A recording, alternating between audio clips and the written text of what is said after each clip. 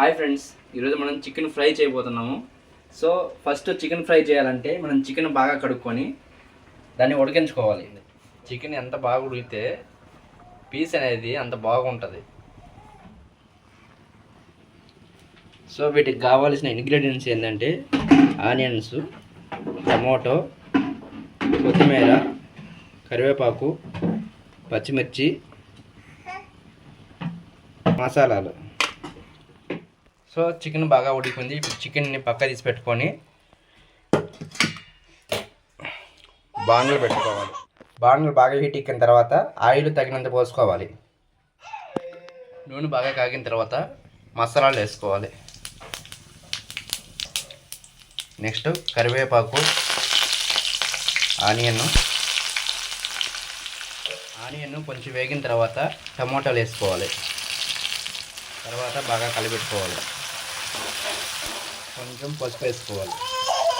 పసుపు వేసుకొని కలిపెట్టుకోవాలి. Next 1 spoon అల్లం వేసుకోవాలి.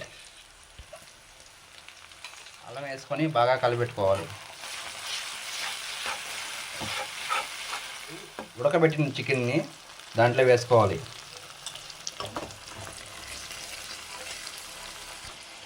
చికెన్ వేసుకున్న తర్వాత ఆ మసాలా అంతా బాగా పట్టే విధంగా చికెన్ని కలబెట్టుకోవాలి. బాగా కలబెట్టుకోవాలి. తగినంత ఉప్పు వేసుకోవాలి. మీకు టేస్ట్కి తగ్గ విధంగా ఇప్పుడు కారం వేసుకోవాలి.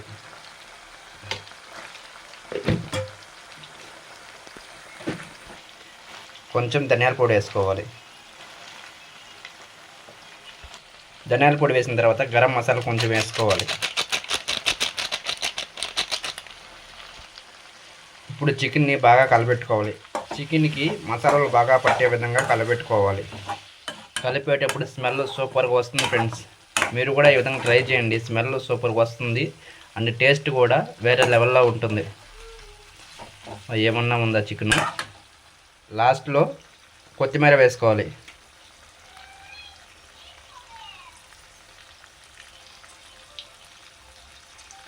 కొత్తిమీర వేసుకొని బాగా కలబెట్టుకోవాలి. ఎందుకంటే కొత్తిమీర చికెన్కి బాగా పడుతుంది. కొత్తిమీర టేస్ట్ అనేది చికెన్కి చాలా బాగుంటుంది. చూస్తుంటేనే నోరూరిపోతుంది.